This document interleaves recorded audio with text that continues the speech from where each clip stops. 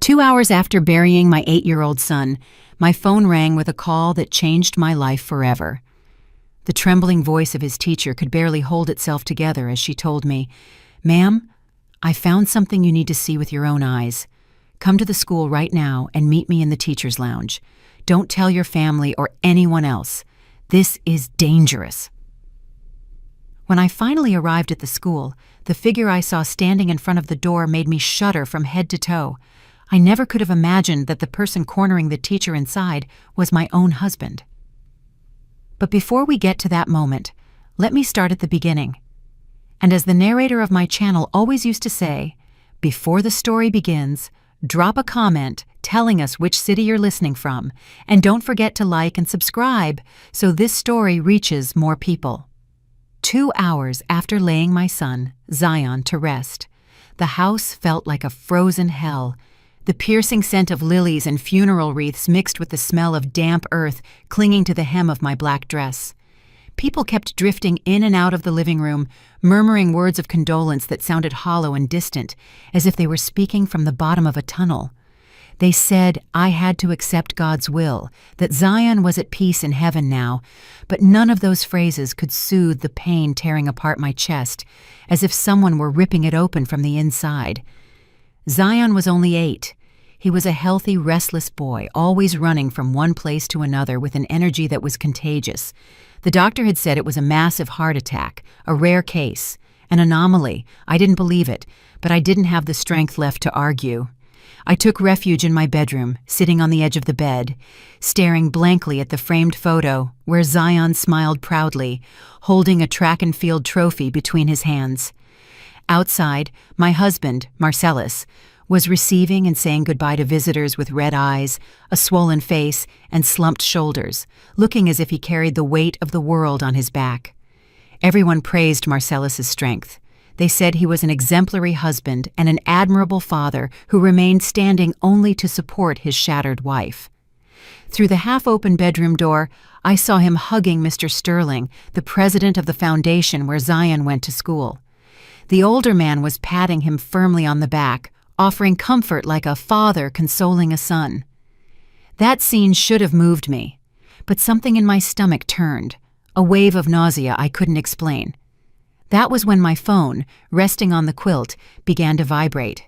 The lit-up screen showed the name of Miss Vanya, Zion's teacher. I frowned. Why was she calling me at a time like this? She had been at the funeral. I had seen her crying by the casket myself. With a trembling hand, I slid my finger over the green button and brought the phone to my ear.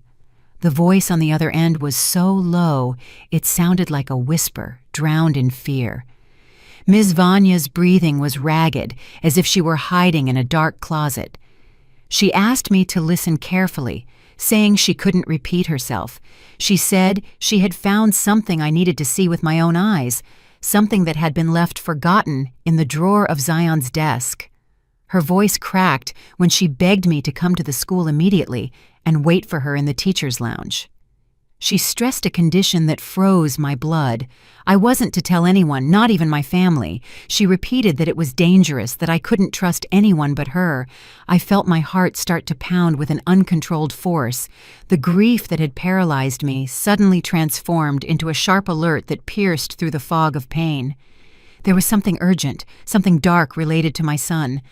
I felt it in the way Vanya breathed on the other end of the line, in the contained desperation of her words. My mother's instinct, the one that until then had only hit a wall of helplessness in the face of death, ignited with brutal clarity. I wiped my tears away with the back of my hand, forced myself to stand up, and took a deep breath. I had to go. I had to know what was so dangerous about what she had found. I walked out of the room dragging my feet, feigning a fatigue even heavier than what I truly felt. I approached Marcellus, who was still talking to Mr. Sterling on the porch.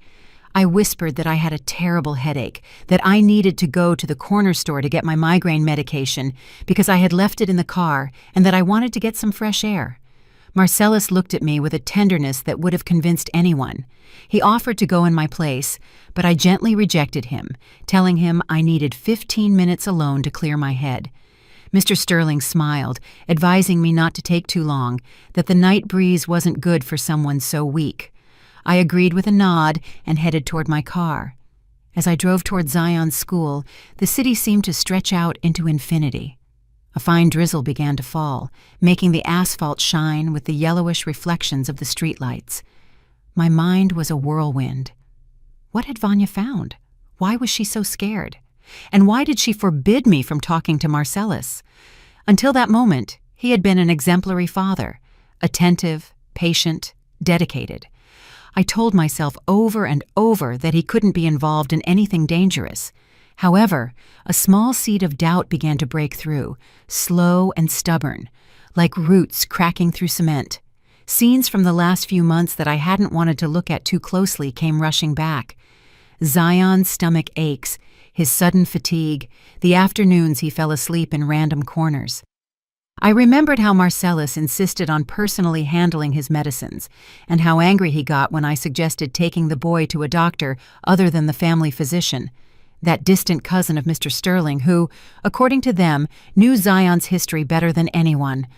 All of that, which until then had just been background noise, began to align in my memory like pieces of a sinister puzzle. The school looked ominous at night. The main gate was ajar, as if someone had left it that way on purpose. I didn't see the security guard in his booth. Maybe he was making rounds, or maybe there was simply no night shift because classes were suspended following Zion's death.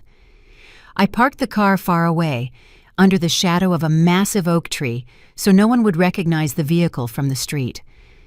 I ran across the courtyard under the drizzle, with my heart beating in my throat, and headed toward the building where the teacher's lounge was located on the second floor.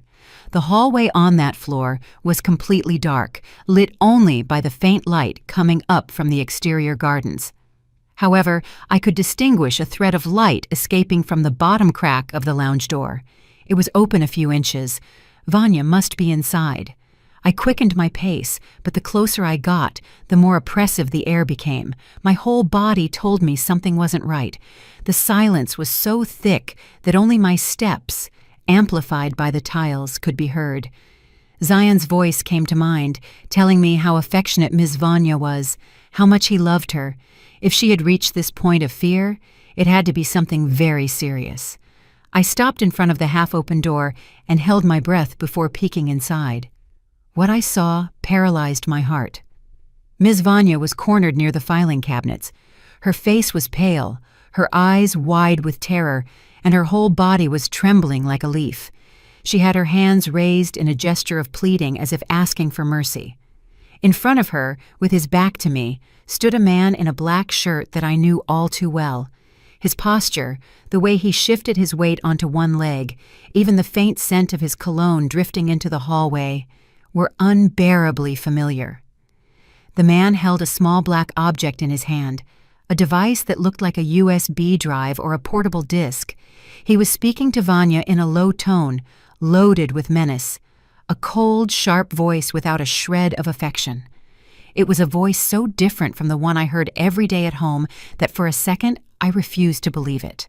I pushed the door gently. The hinges creaked, betraying my presence. The man spun around instantly, alert, and the white neon light illuminated his face fully. My legs went weak, and I had to grab the doorframe to keep from falling. It was Marcellus, my husband, the father of my newly buried son. Marcellus looked at me without surprise, as if he had calculated from the beginning the possibility that I might show up there. His expression, which a moment before had been pure ice, slowly transformed into a mask of contained pain, the same one he had worn all day in front of family and friends. He disguised the black device, sliding it to his side, trying to hide it from my view. I looked at Vanya, who was now crying silently, her lips trembling and her hands still raised. My mind refused to understand. Marcellus was supposed to be at home, receiving people, crying with me. What was he doing here? Why was he threatening our son's teacher? What was in that device that was so important? The silence became suffocating. I could hear the hum of the air conditioner and Vanya's slight, stifled sobs. Marcellus broke the tension, approaching me with a calm stride, like someone standing in front of a frightened animal trying to soothe it. His face changed again, becoming that of a fragile husband broken by grief. He opened his arms as if to hug me, and with a raspy voice said he didn't expect me to come to the school. He claimed he had only come because he couldn't stand being at home surrounded by memories of Zion. He claimed he had gone to collect the boys' things, that he wanted to keep them safe before the cleaning crew emptied the desks the next day.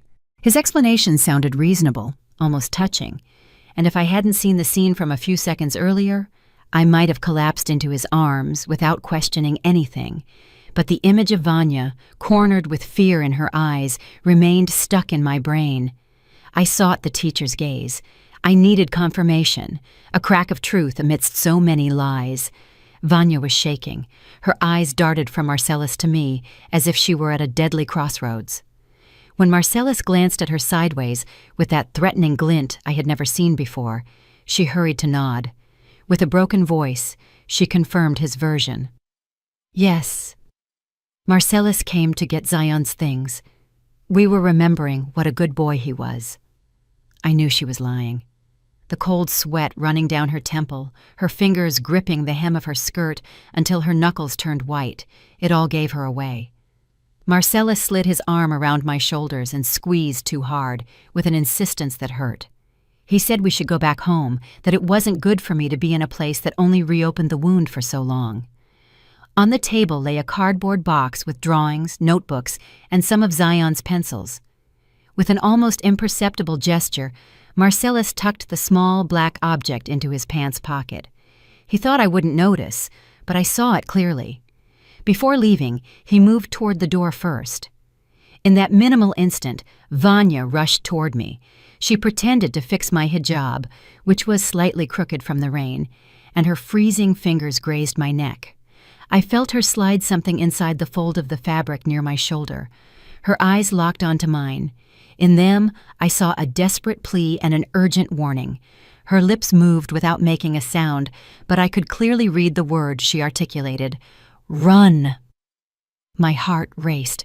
I forced myself to appear calm. I nodded as if thanking her for the gesture and took a step back. Marcellus turned around, watching us with a certain suspicion. He asked what we were saying. I answered quickly that Vanya was just asking me to be strong, to pray, and to take care of my health. He seemed convinced. He took my hand, and we left the room, leaving Vanya behind, alone in the middle of that silent room, rigid as a wax statue, about to melt from the heat of fear. The drive back was a journey toward an invisible execution.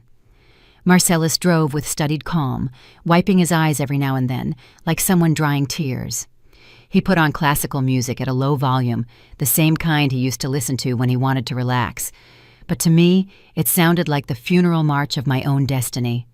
I sat in the passenger seat, watching the rain hit the glass harder and harder. I felt the folded paper in the crease of my hijab as if it were a burning stone. I wanted to read it right there, but I was afraid Marcellus would notice.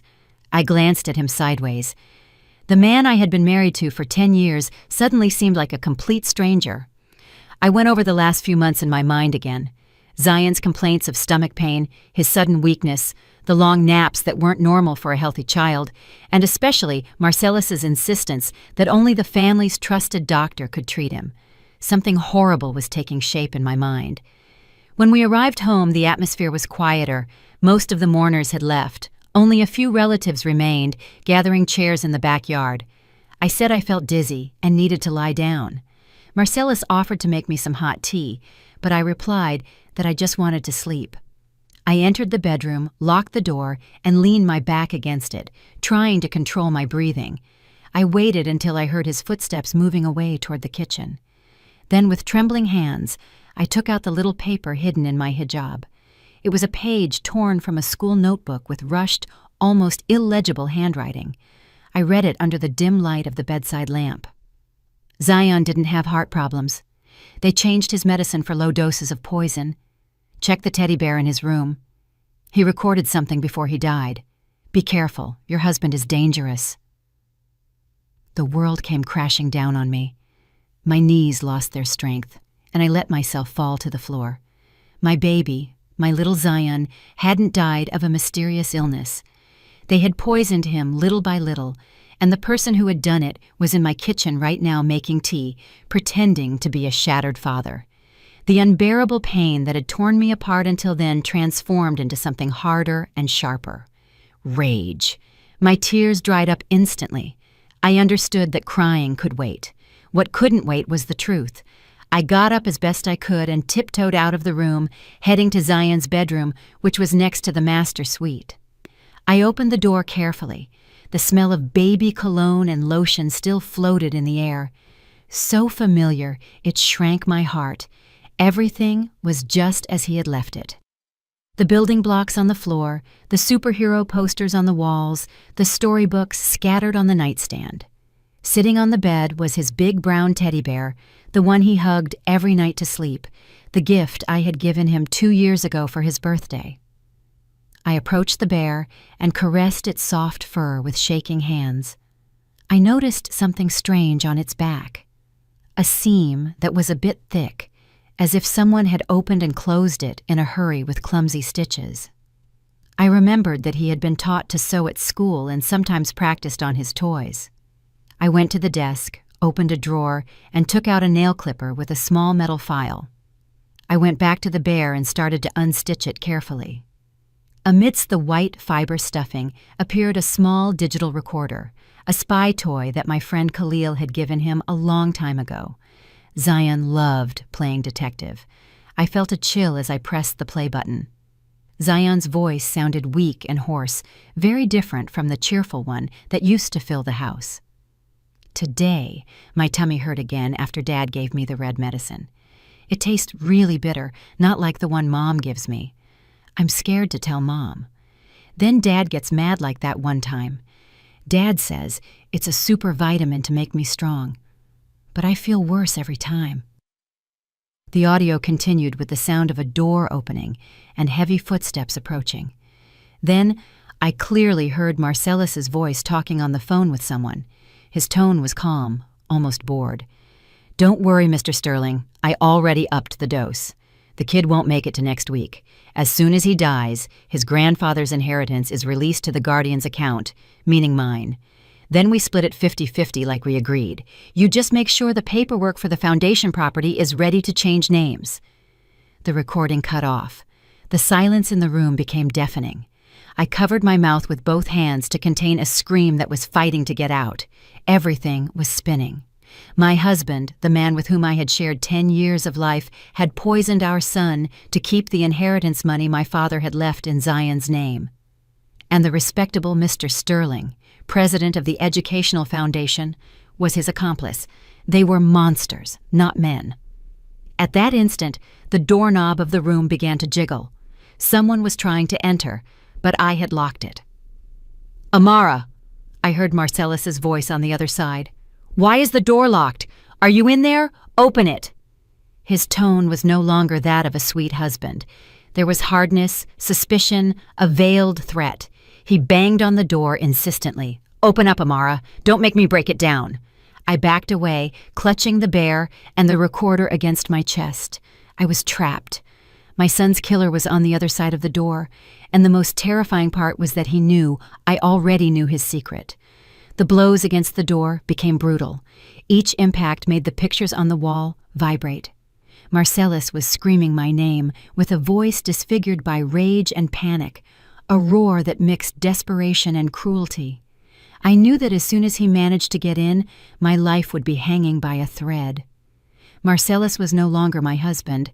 He was a cornered animal, willing to destroy anything that could expose him. I tucked the recorder into the inner pocket of my tunic. The only thing I now had to demand justice.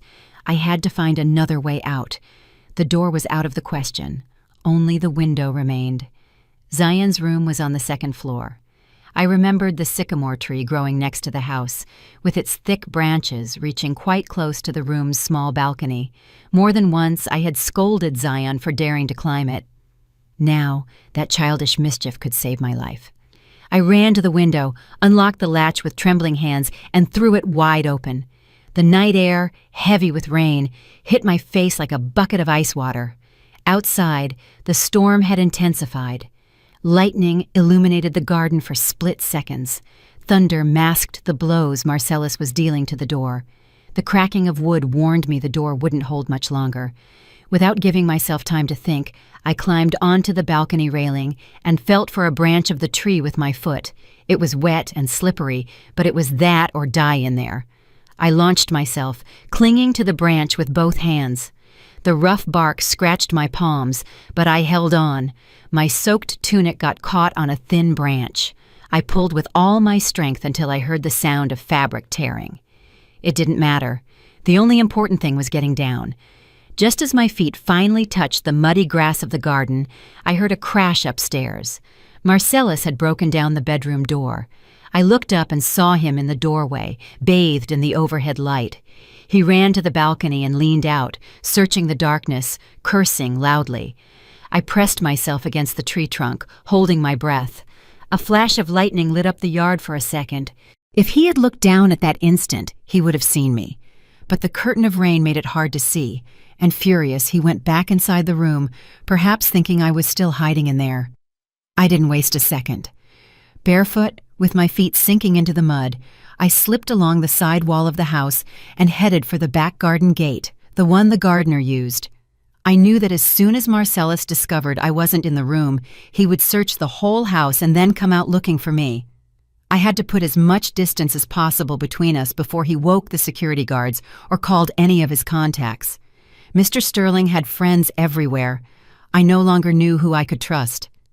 Every shadow seemed like an enemy, every tree trunk a figure lying in wait.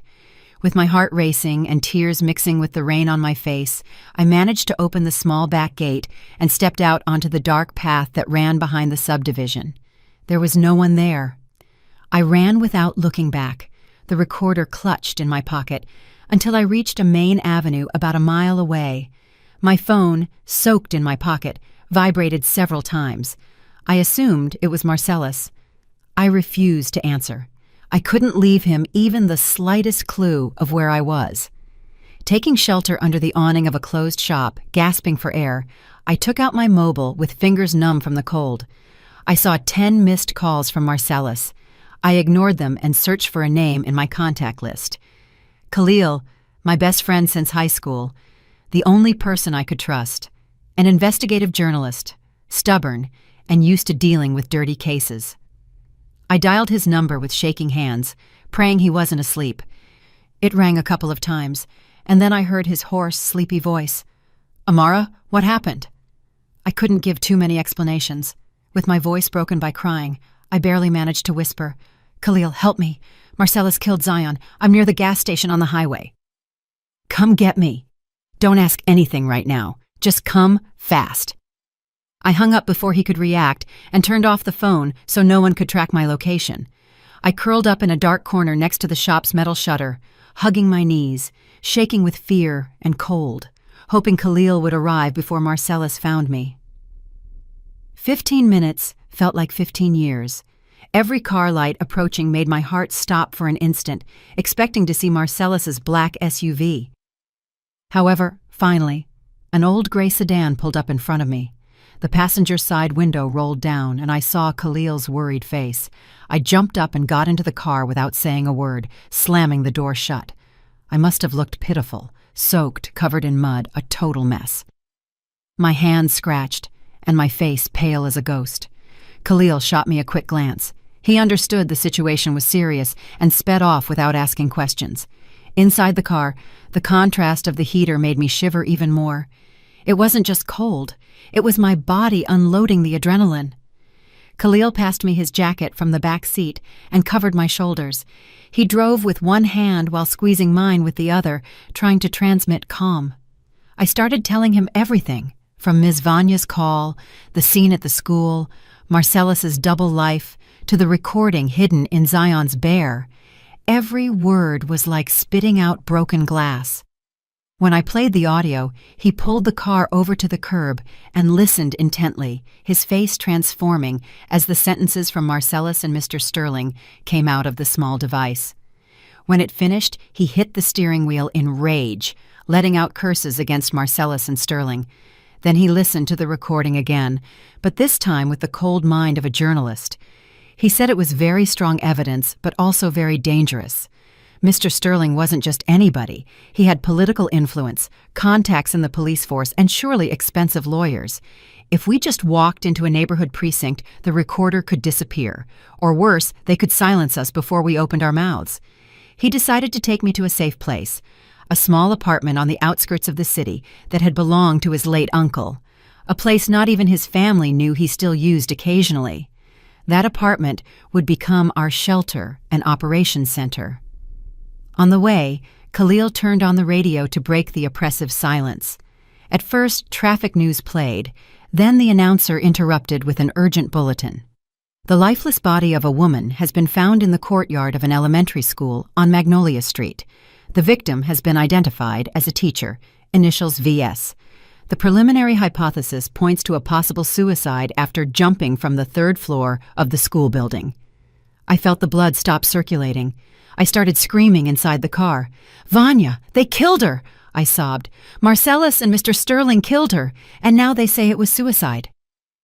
The guilt whipped me with violence worse than any physical blow. If I had gone earlier, if I had tried to get her out of the school with me, maybe she would still be alive. But I had left her there, alone in front of those monsters. I cried with my whole body, hitting the dashboard. Khalil pulled over, turned off the engine, and hugged me tightly, letting me vent that impossible pain. In the midst of my crying, something inside me changed. The pain stopped crushing me and hardened into a cold, sharp determination. My tears dried up. I pulled away from Khalil and stared at the dark road ahead. I remembered Vanya's look when she whispered, "Run." She couldn't have died in vain. Neither could Zion. It wasn't enough for Marcellus and Sterling to go to jail. No, that would be too easy for them. They had to feel fear, helplessness, shame.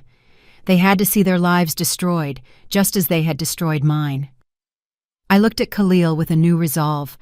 I told him with a calm that even scared me that I didn't just want legal justice. I wanted to ruin those men's lives down to the roots, make them breathe the same terror they made Zion and Vanya live through. Khalil held my gaze for a few seconds and nodded silently, accepting that dark pact between the two of us. We decided not to go to the police yet. Before that, we needed more evidence, something so undeniable that neither influence nor lawyers could knock it down. The recording alone could be dismissed as a fake. We needed to get the bottle of poison Marcellus had used on Zion, the physical proof of the crime. We were sure he wouldn't destroy it immediately out of vanity, out of excessive confidence in his impunity, or simply out of carelessness. That night in the dusty little apartment, we stopped being victims and became hunters. I cut my hair to my shoulders, threw away my torn black dress, and put on simple clothes that had belonged to Khalil's uncle. The submissive Amara, the docile wife, had died with my son. Dawn was just breaking when we sat down to plan my return to the snake pit, not as a repentant wife, but as a ghost coming to unearth their secrets. We knew Marcellus worked as the director of operations in the corporate building of Sterling's foundation. Every Friday, an external cleaning company did a deep clean of the offices. That would be my way in. Khalil, an expert at getting into places he wasn't invited, hacked the cleaning company's system and registered me on the temporary staff list with a false identity. He turned me into Sadeh, a maintenance worker with credentials and a uniform. In front of the bathroom mirror in the apartment, I tied a dark blue hijab, one of those practical ones used by women working long shifts, and put on the light blue uniform, slightly too big for me. I put on thick-rimmed glasses and powdered my face unevenly, dulling my features. The woman reflected back was no longer Amara. She was someone else. Khalil parked the car 2 blocks from the foundation's corporate building. I got out pushing a cart with buckets, brooms, and mops, blending in with the rest of the cleaning staff, entering through the service door. The guard barely looked at us. He didn't even look up to register our faces. We, the people at the bottom, are invisible. I passed the security check without a problem using the cloned card Khalil had prepared from a careless employee's. I took the freight elevator up to the 12th floor, where Marcellus's office was located. The hallway was carpeted, silent, and cold. I pushed the cart to the double door with the sign, Director of Operations. I swiped the card through the reader. The light turned green, and the lock clicked. I entered. The office was spacious and elegant, with dark wood furniture and a large window overlooking part of the city. On the wall behind the desk hung a photograph of us, Marcellus, Zion, and me, smiling in a park. I wanted to rip it down with one claw. Marcellus hadn't hung that photo out of love, but as part of his mask of the exemplary family man. I knew, because I had seen it once by accident, that behind an abstract painting on another wall lay a hidden safe. I removed the painting carefully, and there was the digital panel. I swallowed hard. The code was Zion's date of birth. The irony turned my stomach. I punched in 1703, and the green light came on. I opened the safe expecting to find the bottle of poison. It wasn't there. There were stacks of cash, property documents in Marcellus's name, passports with different stamps, papers transferring foundation land to private accounts. It was pure corruption, but it still didn't prove murder. I took photographs with the tiny camera hidden in one of my buttons, one by one, leaving nothing unrecorded. Then I heard laughter and footsteps approaching down the hall. Panic hit me like a heat stroke. I closed the safe, hung the painting back up, a little crooked from the haste, and hid behind a large sofa near the desk, pretending to clean the baseboards. The door opened. Marcellus and a young woman, very dressed up in a fitted dress and high heels, walked in. It was Scarier, his secretary, whom I had always seen getting too close to him. They didn't notice my presence, protected by the height of the sofa back and the shadow of a filing cabinet. What I heard next burned me from the inside. Marcellus didn't seem like a grieving man. He was laughing with Scarier while pouring whiskey into 2 glasses. She sat flirtatiously on the edge of the desk and stroked his arm. They talked about Zion's death as if commenting on the satisfactory closing of a business deal. Scarier told him his performance at the funeral had been perfect, that even Mr. Sterling had been impressed with his grieving father act. Marcellus took pride in himself, saying that getting rid of that sickly kid had been the best thing for his future. He called him a burden, a source of expenses that stopped the inheritance money from flowing into his hands. I felt my nails digging into my palms. I wanted to come out and beat them to a pulp, but I knew I would lose. Instead, I activated the small recording microphone I had in my pants pocket and let every word of that conversation be registered. They talked about a trip to Europe they planned to take when everything calmed down and the millions hit his account. They mocked me, my desperate flight. Marcellus said they wouldn't take long to find my corpse lying around somewhere, that everyone would believe I had gone crazy from grief. He called me weak, useless without him. And there's nothing they can prove, he added, kissing Scaria's temple. I already sent the poison bottle to be incinerated with the medical waste this morning. No trace left. That sentence was a low blow. The bottle, our hope, no longer existed. But we obtained something just as powerful, an arrogant admission, the confession that they believed they had won. When they finally left for lunch, I waited several minutes inside my hiding place until I was sure. Before leaving, I took out of my pocket the toy car Zion used to carry in his backpack, something I had kept since the night before, and left it in the middle of the desk, right on top of Marcellus's organized files, so he would know his past was coming for him. I went back to the apartment with Khalil, and we listened to the recording together. Khalil had to go out to the balcony to smoke so he wouldn't explode. He knew the audio was devastating, but it was still the fruit of an illegal recording, and they could try to throw it out in court. We needed them to sink themselves in public, to betray each other in front of witnesses, cameras, and microphones. The most effective way to make a criminal commit mistakes is to provoke fear.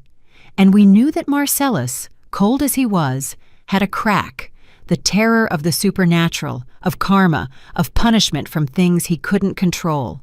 Years ago, when we were newly married, he had confessed to me that ghost stories terrified him, that he was obsessed with the idea that bad deeds returned, multiplied. He had tried to drown that fear in cynicism and money, but it was still there. Khalil had managed to hack the smart home system of our house. Lights, cameras, audio, air conditioning, everything Marcellus installed to feel safe. We would use it to drive him insane. That same night, the haunting began. From the laptop screen, we watched on the living room camera as he poured himself drink after drink, uneasy, playing with Zion's toy car that someone had left on his office desk. At midnight, Khalil made the living room lights flicker. Marcellus got up, bewildered, and went to check the switches. When he seemed to calm down, he went up to the bedroom. We lowered the air conditioning temperature to 60 degrees. We saw him shiver in bed, uncovered. Then, through the ceiling speakers, we played a soft little giggle of Zion's, mixed with the white noise of the fan. Marcellus sat up instantly, eyes wide, looking for the source of the sound. He asked aloud who was there. We cut the audio. We repeated the game the following nights, increasing the intensity little by little. We never let him sleep for more than a while at a time. On the third day, while he was showering, we filled the bathroom with the recording of Zion's whimpers when his stomach hurt, that fragment that had also remained on the small recorder. The echo on the tiles made it sound ghostly. Marcellus came out of the bathroom slipping, holding onto the furniture, soaking wet, and with his face white as marble. He started screaming for them to leave him alone, that it wasn't possible. Blaming Soraya was his next step. He began calling her nervously, accusing her of playing cruel jokes. Mistrust germinated between them. The culmination of our plan coincided with the Foundation's gala, which would be held at a luxury hotel. Mr. Sterling would give a speech, and Marcellus would be presented with an award as exemplary father for continuing to support the institution despite the tragedy.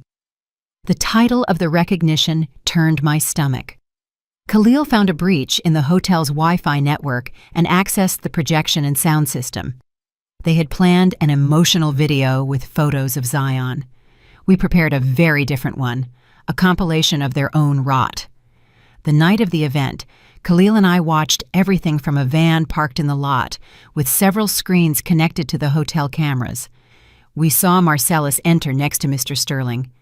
Marcellus looked undone, haggard, hunched over, turning his head every so often, as if he feared finding a specter at his back. Soraya was there too, beautiful but annoyed, subjected to his mood swings. When Marcellus went up to the stage to receive the award, the audience applauded him. He took the microphone and started talking about how much he missed his son, with the broken tone he had also rehearsed. I gave the signal to Khalil. The giant screen behind Marcellus, which was supposed to show an animation with Zion's smiling face, filled with white noise, and a sharp screech invaded the speakers. Then, the image changed to an intense red background, and enormous letters appeared, as if written in blood. "I know what you did." The ballroom went absolutely silent. Marcellus turned, pale as a corpse. At that moment, we unleashed through the speakers the recording of his conversation with Soraya, the one where he called Zion a sickly kid and bragged about destroying the poison bottle. The attendees were left jaw-dropped. Exclamations were heard, chairs dragging, indignant murmurs. Soraya stood up, swaying, about to faint. Mr. Sterling stood up, red with rage and shame. Marcellus tried to take control of the microphone, shouting that it was all a setup, that they were slandering him, but his voice drowned amidst the wave of reproaches and camera flashes. The worst for him came when he saw Mr. Sterling whisper something to the head of security. He understood in a second that they planned to use him as a scapegoat, leave him alone facing public opinion, to save the Foundation's image. "You!" Marcellus shouted from the stage, pointing at Sterling. "It was you who planned everything. The inheritance, splitting the money, the poison. If I go down, you go down with me." That accusation, captured by cell phones and TV cameras, would be impossible to erase. The gala turned into chaos. Marcellus escaped through the service exit, chased by journalists. Sterling tried to control the situation, but the scandal had already broken loose on social media. The video went viral in a matter of hours. However, we knew it wasn't enough. Lawyers could allege stress, delusion, a digital deepfake. We needed a final, clearer scene, with them describing their crimes themselves, while someone listened officially. That night, we went back to the apartment without celebrating. We knew a wounded animal is a dangerous animal. Marcellus was now a social pariah, but still free. Sterling was cornered, but with resources. The next phase of the plan consisted of pitting the two against each other, making them believe the other was betraying them. Khalil prepared 2 burner phones, impossible to trace. On one, we pretended to be Marcellus and texted Sterling. "I have signed copies of all the asset diversion papers. If you don't help me get out of the city tonight and give me my share, they go to the district attorney tomorrow. Meet me at the Foundation's old warehouse at the docks at 2 a.m. alone, or we sink together." We knew Sterling was paranoid and wouldn't dare ignore that threat. On the other phone, we pretended to be an emissary of Sterling and sent a message to Marcellus. "Mr. Sterling wants to fix this. He has prepared a boat to get you out of the country tonight. He wants you to bring all the documents and evidence you have to destroy them. He waits for you at 2 a.m. at the Foundation's old warehouse at the docks. The police are already moving. It's now or never. Don't be late." Marcellus, desperate, without allies, and convinced the whole world was chasing him, would see that message as his last lifeline. At 2 a.m., under fierce rain, Khalil and I were already inside the warehouse, on a metal loft on the 2nd floor, with a perfect view of the main space. It was a large, abandoned building near the pier. It smelled of rust and stale seawater. Khalil had placed hidden cameras and microphones connected to a secure server that a contact of his in the Major Crimes Unit also had access to. This time, the police were in the loop. They knew 2 dangerous men were meeting there to talk about dirty money. They just had to wait for them to say enough and then enter. A black sedan arrived first. We saw Sterling get out with a briefcase and 2 bodyguards. He left them outside, signaling them to wait. He entered the warehouse with his right hand inside his jacket. It wasn't hard to imagine he was holding a gun. His face was stone, tensed by rage and fear. Minutes later, the door creaked again. Marcellus entered from the darkness. He wore a wrinkled shirt, his gaze lost. He looked like he had aged 10 years in 2 days. He advanced toward Sterling with a mixture of hope and hate. "Where's the boat?" he asked with a broken voice. "You said you'd get me out of here." Sterling let out a dry laugh. "Boat? Do you really think after what you did at the hotel I'm going to help you escape? You humiliated me in front of everyone. You're a liability." Marcellus looked at him with disbelief. "But you sent me a message." "I didn't send you anything," Sterling interrupted him. "The only message I got was yours, threatening with the documents. You brought them. Give them to me, and maybe I'll consider letting your corpse show up whole, not in pieces and bags." Marcellus's confusion turned into fury. He understood someone else was pulling the strings, but his hatred towards Sterling was stronger than his survival instinct. "So you're going to kill me like we killed Zion," he spat. "Go ahead, but remember you're just as responsible as I am. You got me the poison. You told me to up the dose. You did it to cover your gambling debts. Don't you dare point at me." "You were the father," Sterling roared. "You put the poison in his mouth every night. I just told you to resolve the inheritance issue." "Don't act like a saint, you old hypocrite," Marcellus shouted. "We're the same trash." Every word was being recorded by the microphones and broadcast live to Khalil's police contact. There was no room for interpretation. There they were, admitting their participation in the murder of a child and the embezzlement of funds. Suddenly, Sterling pulled out his gun and aimed it at Marcellus's head. "It's over? Goodbye, you useless fool." Before he could shoot, police sirens shattered the silence of the night. Red and blue lights filtered through the cracks of the warehouse. A voice over a megaphone ordered them to drop their weapons and surrender. Sterling started, looking toward the entrance. Marcellus took advantage of that distraction to lunge at him. The 2 rolled on the floor. The gun went flying into a corner where it was out of reach for both. From our hiding place, we watched the brutal fight. Marcellus, younger and stronger, hit Sterling over and over until he knocked him unconscious, but he had no intention of surrendering. He stood up unsteadily and looked around for an exit. His eyes lifted toward the loft where we were. A glint on the camera lens gave away our presence. Our eyes met. For the first time since I fled home, Marcellus saw me. The blue hijab had slipped, leaving my face visible. His features contorted into a grimace of absolute hatred. "Amara!" he roared, finally recognizing the ghost haunting him. Crazed, he charged up the stairs, ignoring the shouts of the police who were already entering through another door. Khalil grabbed my arm. "Run," he told me, "through the roof door." We came out onto the warehouse roof under torrential rain. The wind almost knocked us over. From there, we could see the pier and some squad cars below. On the other side of the building was a metal fire escape leading down to a landing. We headed for it, but the roof door flew open with a kick. Marcellus appeared with a metal bar in his hand, bleeding from his head, eyes wide and wild. Khalil stepped in, trying to stop him. Marcellus dealt a brutal blow to his arm with the bar. I heard a horrible crack. Khalil fell to the ground screaming in pain, clutching his hanging arm. I ran toward him, but Marcellus grabbed me by the hijab and yanked me backward. I felt my scalp catch fire with pain. He dragged me toward the edge of the roof, using me as a shield when he saw several officers trying to come up the other side. "One more step and I throw her!" he screamed, pressing the bar against my neck. The officers stopped. The rain soaked us all. I breathed with difficulty, feeling the cold metal on my throat, but I wasn't afraid like before. I was done. Marcellus forced me down the fire escape with him.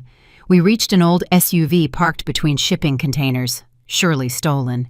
He pushed me into the passenger seat, tied my hands to the roof handle with his own tie, and sat at the wheel. He peeled out like a madman, knocking down the fence and merging onto the avenue with several cruisers behind us. The police cars followed with sirens wailing. Marcellus drove as if he valued neither his life nor mine. He ran red lights, clipped mirrors of other cars, hit puddles that made us skid dangerously. I slammed my shoulder against the door, trying to break free, but the tie was too tight. "You're not going to escape," I said, voice hoarse. "Shut up," he muttered. "I'm not going back to being poor. I'm not going to rot in jail. We're going far away. Do you understand, Amara? Far away." He took an elevated viaduct that was under construction.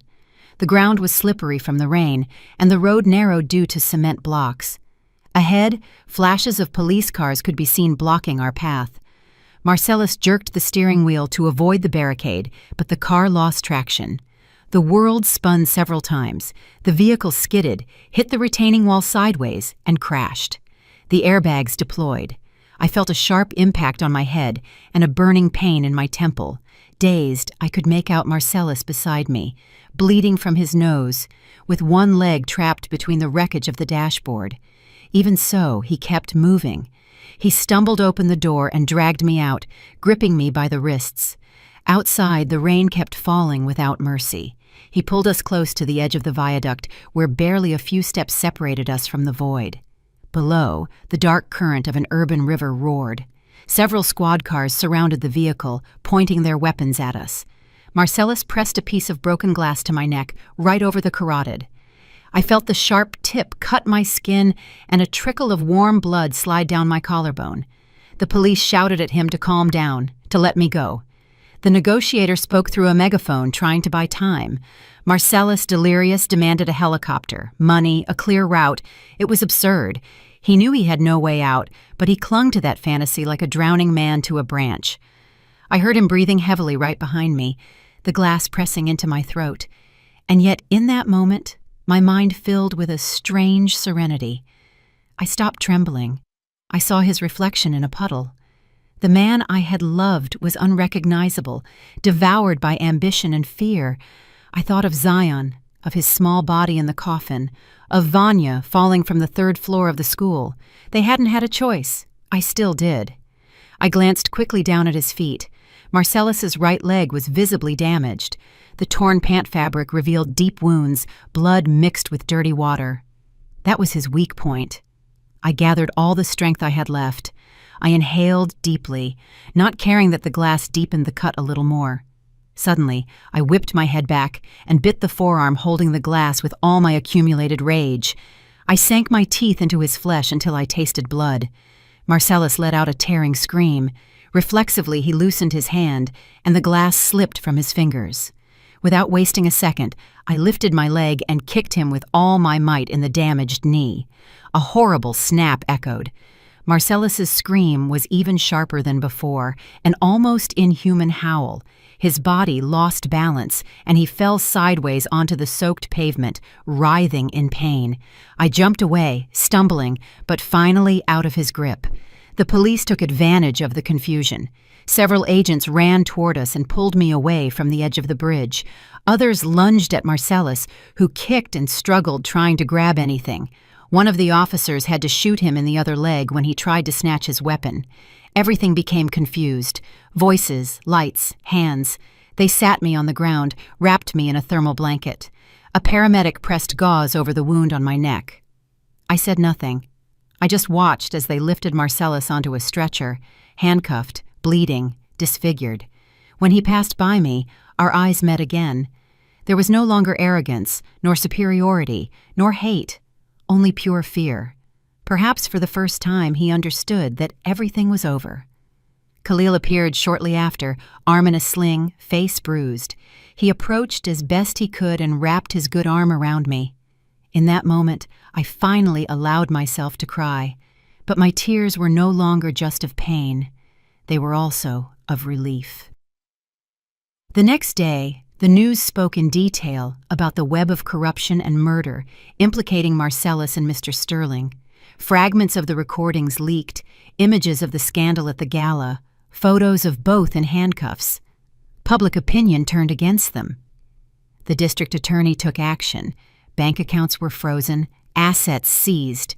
However, the legal punishment was only part of the reckoning.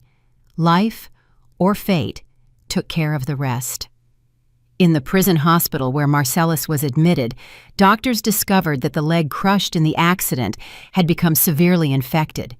The combination of glass, mud, and asphalt debris had introduced bacteria into the blood. In a matter of hours, the tissue began to rot. To save his life, they had no choice but to amputate his right leg above the knee. Upon waking from anesthesia, Marcellus discovered he would never walk the same way again. He cried, screamed, begged them to give back what he had lost. It was a brutal irony. He who had destroyed his own son's body, damaging his organs with poison, now saw his own body mutilated. In that hospital bed, tied to a wheelchair, the same person who believed himself invincible, who looked down on the weak, saw himself converted forever into what he despised most. Mr. Sterling didn't come out unscathed either. During his first formal statement at the DA's office, the tension spiked his blood pressure. He suffered a massive stroke. He survived, but half his body was left paralyzed. The man who dominated stages with moving speeches, who manipulated politicians and businessmen with his smooth talk, was reduced to making unintelligible sounds, drooling, bedridden in the prison infirmary. His assets were confiscated. His family washed their hands of him out of shame. He came to depend on strangers' hands even to eat and go to the bathroom. It was the total ruin of his pride. Soraya, Marcellus's secretary and mistress, tried to flee. She was detained at the airport attempting to leave the country with jewelry and cash. Before the investigators, she betrayed Marcellus without a second thought, handing over records of transfers and compromising emails. She believed that would reduce her sentence, but she couldn't evade responsibility for having collaborated in the cover-up and benefiting from the money. She ended up sentenced to 20 years in prison. In jail, far from expensive suites and luxury hotels, her beauty ceased to be a privilege and became a target for envy and aggression. Khalil and I followed the news with a mix of satisfied rage and exhaustion. We never celebrated their suffering, but we didn't feel pity either. Nothing that happened to them came close to the pain of a child poisoned by his own father or the terror of a teacher thrown from a third floor for telling the truth. However, at least they were no longer untouchable. One day I was called to the prison hospital to expand my testimony. Walking down the guarded hallway, I saw Marcellus through a window, sitting in a wheelchair.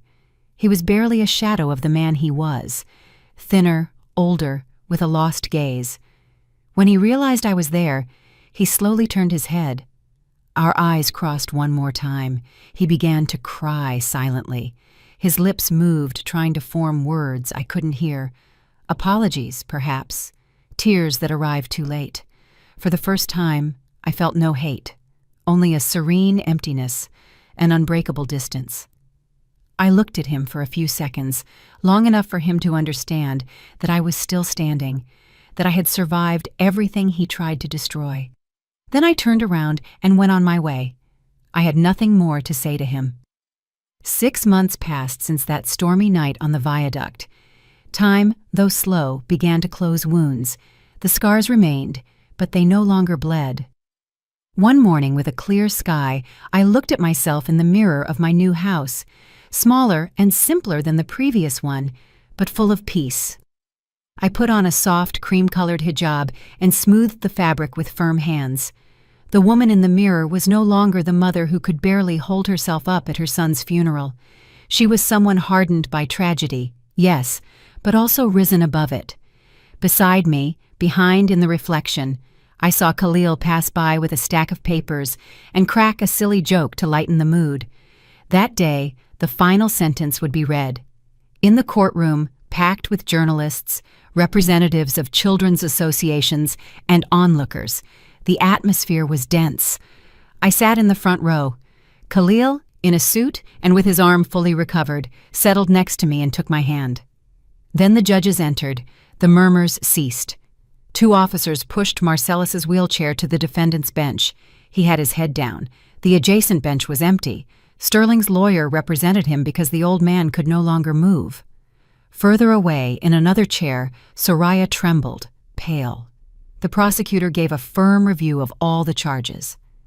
Aggravated homicide against a minor, murder of a key witness, corruption, money laundering. The head judge, a middle-aged woman with severe eyes, began to read the resolution. The room held a reverent silence. Her words, though formal, had the force of a stone thrown into water. She declared Marcellus guilty on all counts, and underlining the cruelty and premeditation of his acts, she dictated the maximum penalty: death. Gasps were heard, exclamations, a thank God barely contained in the back of the room. Marcellus began to shake. He broke down crying with an ugly, desperate sob that moved no one. Mr. Sterling was given life imprisonment without the possibility of parole. The judge noted that although sick, his moral and legal responsibility was absolute. His broken body would spend the rest of the years he had left in a prison bed. The tribunal gave Soraya 20 years in prison. When the judge banged the gavel 3 times, I felt something inside me finally close. The legal chapter had concluded. Leaving the courthouse, the fresh air of the street tasted different. It wasn't absolute freedom, because nothing would bring Zion back, but it was a first step toward a life in which my son wasn't just a victim, but also a seed of something good. All the money involved in my father's inheritance and in Marcellus and Sterling's schemes was recovered after a long legal process in which Khalil worked his fingers to the bone. The state intended to keep a good part, but we managed to prove it was Zion's patrimony. Even so, I was clear that I couldn't keep that money for myself. I saw it stained with blood. I decided to turn it into something that honored my son. We found an old building on the outskirts of the city and completely remodeled it. At the entrance, we hung a colorful sign: Zion's House, Foundation for Child Protection and Education. I wanted that place to be a refuge for abused, mistreated, or abandoned children, those whom no one believed or listened to. A place where they could sleep without fear, study, play, have psychologists, teachers, affection. I walked through the freshly painted halls, adorned with children's drawings. In the courtyard, a group of kids played soccer. Others took turns on the swings. Their laughter resonated like a kind echo in my chest.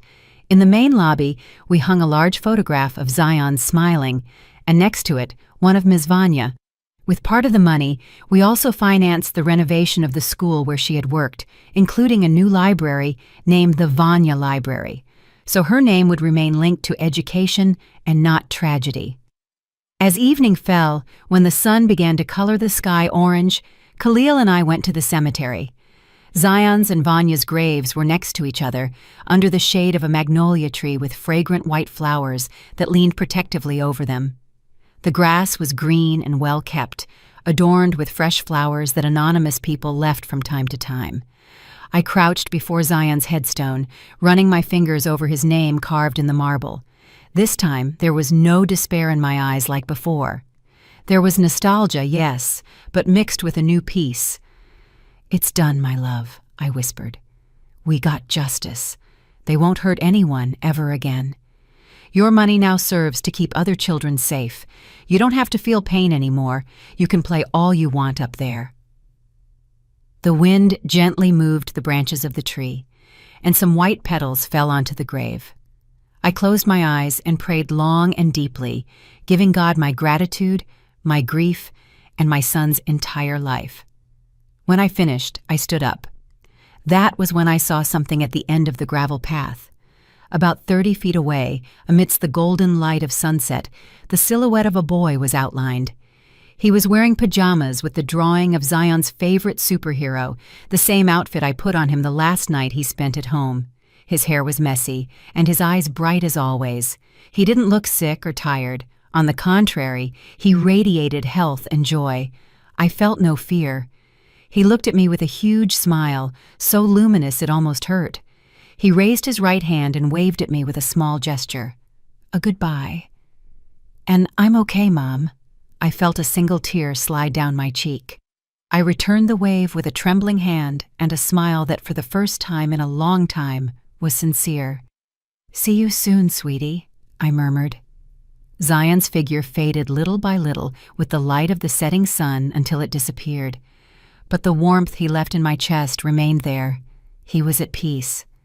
I could finally accept that I wouldn't hug him again, but also that he wasn't suffering. I turned around. Khalil was waiting for me a few steps back, without asking questions, with that silent patience he had always had with me. He held out his hand. I took it firmly. We walked out of the cemetery side by side, leaving behind years of pain, fear, and guilt. In front of me, the city lit its lights one by one, as if a new curtain were opening. I had a whole life ahead of me, full of children who would need protection, stories that deserved to be heard, wounds that perhaps I could help heal. I was no longer just the mother who lost her son, nor the betrayed wife.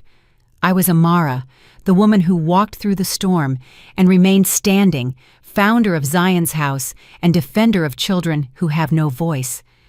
And for the first time in a long time, thinking about the future, I could say in silence, yes. Did you like the story, and which city are you listening from? Let's meet in the comments. If you liked the story, you can support me by sending a super thanks so I can keep bringing more stories like this. Thank you so much for your sweet support. I'm looking forward to your comments on the story. On the screen, you can see 2 new life stories that I highly recommend. There's so much more on my channel. Don't forget to subscribe. See you in the next life story with love and respect. My personal thoughts on the story. This story wrecked me in the best and worst ways. It's a gut-wrenching cocktail of maternal fury, betrayal, and hard-won justice that lingers like a storm cloud.